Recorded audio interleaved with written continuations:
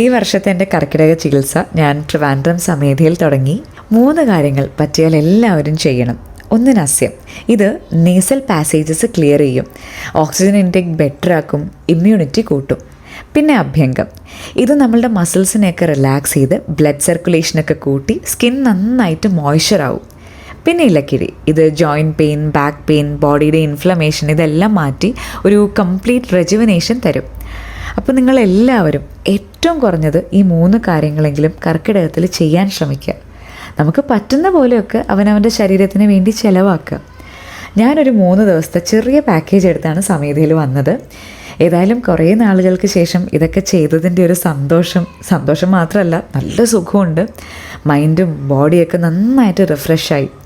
ഈ കുഞ്ഞുങ്ങളുടെ പിന്നാലെയുള്ള ഓട്ടവും തിരക്കും വീട്ടുജോലിയും ക്ലാസ്സും ഷൂട്ടും ഇതിൻ്റെയൊക്കെ ഇടയിൽ ഒരു നല്ല റെജുവിനേഷൻ കിട്ടിയപ്പോഴൊരു സന്തോഷമാണത്. ട്രീറ്റ്മെൻറ്റ് എല്ലാം കഴിഞ്ഞ് വരുമ്പോൾ നല്ല സൂപ്പർ കർക്കിടക കഞ്ഞിയുണ്ട്. ഇവിടുത്തെ ഫുഡൊക്കെ പൊതുവേ സ്പെഷ്യലാണ്.